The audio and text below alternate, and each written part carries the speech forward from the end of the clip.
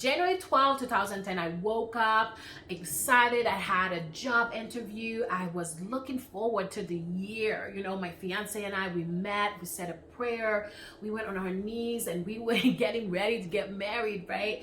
We were trying to make it, and I was at Sadie at that time where my fiance and I met. So I got ready, I met him at his house, we said a prayer together, we kneeled down, we prayed, and then we went to school. I went to my classroom and he went to his classroom, and it was about 10 minutes before our teacher walked in. You know, everybody's just talking, you know, before class, what we usually do, just chat with friends. All of a sudden the earth started shaking as if I was in a boat facing a really bad storm or wave. It happened so fast. I think nobody even had time to say what is that. But I remember thinking, I wasn't even thinking earthquake. I was like trying to hold myself together. I have this little Acer laptop, I remember, that just like fly out. It was crazy. When you're in that classroom, you can see what's happening outside in the other building. So I was looking at that building just collapse as pancake like this. And then all of a sudden, you can't see anything. It's like a rain of dust. You can't see, so I remember just stand up and trying to grab something, and then when it stopped, I can't see anything. I'm by myself at this point. I'm still inside. There is no way out, and I can't see anything. But what I remember, though, I did say a really fast, one of the most sincere prayer in my heart at that moment. So all of a sudden, you know, I don't know. I still can't remember how I made it outside. And at that point, when I'm telling you outside, there's no outside. I found myself what I call outside of the building, and then it was an empty space. I'm looking at like the gate flat out. They're like in the middle of the fog. There were like some other students running around, screaming, parts of the face falling off. And you know those movies that you're watching that just put you into like what's happening? That's it right there. Just imagine those like destruction, last day movie. That's what I can describe right now. So that's the time I saw my sister-in-law running to me. Like, you don't have any words. You don't even know what to say. You're hearing scream and help, and people stuck on the rubbles and all of these stuff. And I just grabbed her, and she told me, like, I saw my brother. He's okay. He's trying to like get people unstuck. It was a miracle that he didn't get smashed with that building, because that's where he usually goes before class, and that's where I thought he was, right?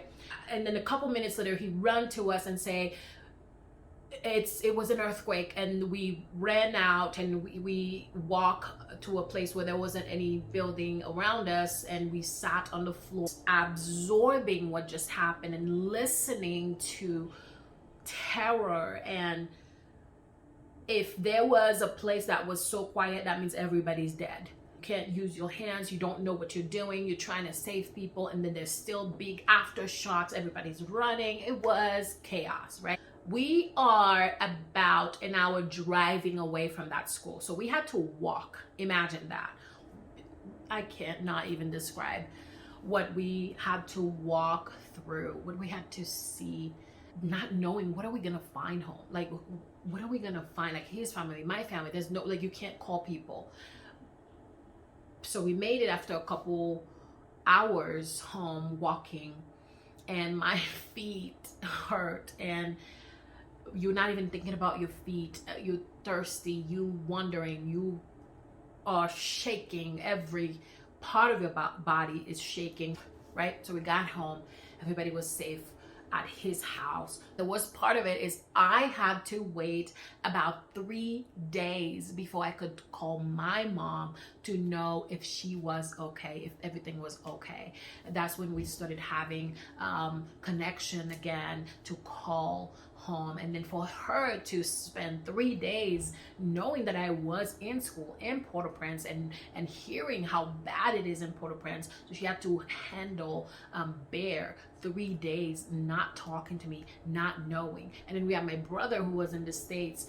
All of our families who were in the States have to wait for so long to know what is happening, watching the news and not knowing anything, like people trying to, like, no connection, they can't call Haiti. It was terrible.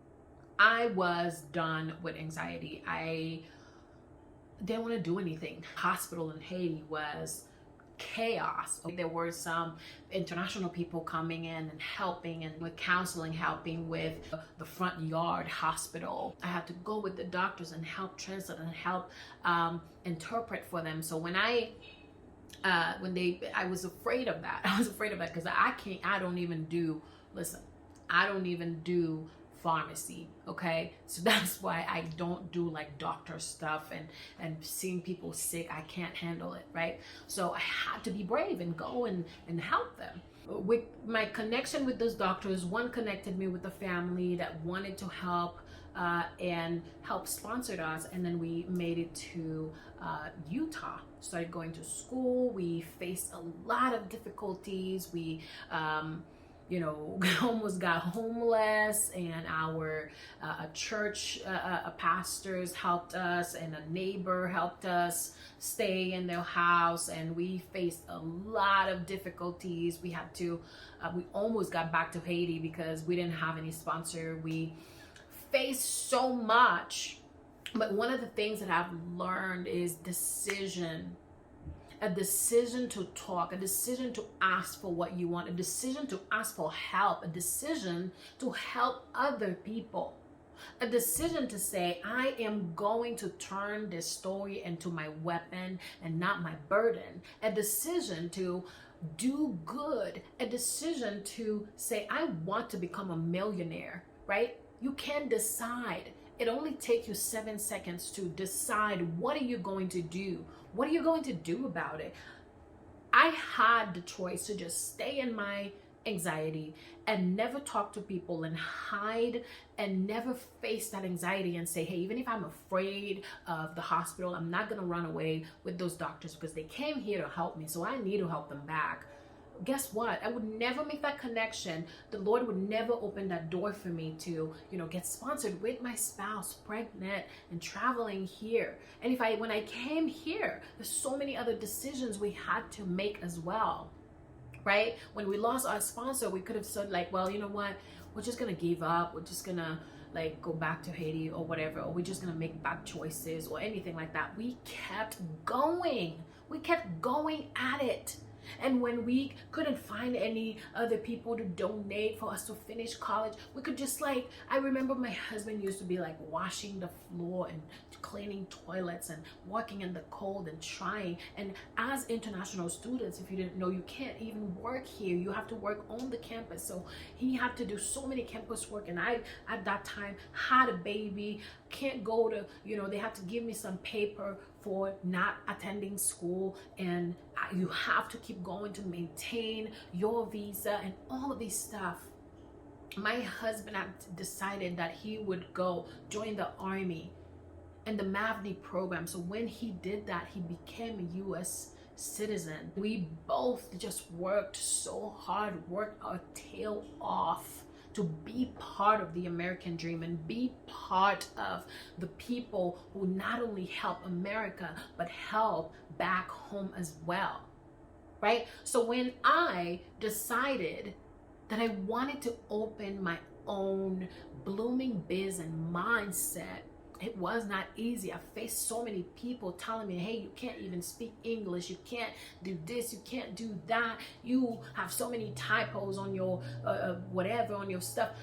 It does not matter what people say, but once you believe in what you want to do, Nobody can be on your way. Once you believe in yourself, once you like decide like, hey, I'm going to make enough mistakes so I can get it. I'm going to suck so I can get it. Once you believe in yourself, there's nothing that you cannot accomplish in your life. Once you decide like, hey, I love me, I can do me, I just want to really help people, I want to motivate people, I don't care what I will be facing in my way through doing this, it does not matter, whatever it takes, I will do it. So what I started doing is starting to help people get in that same mindset, grow, start a business from scratch, use their story, use their talent, use their expertise, use their passion to turn it into $1 million business, into $1 million brand, into $1 million mindset. You can do that. If you keep lamenting in your story as if it's a sad thing that that's just the way you are, that happened, so therefore I didn't finish school, therefore I didn't do this.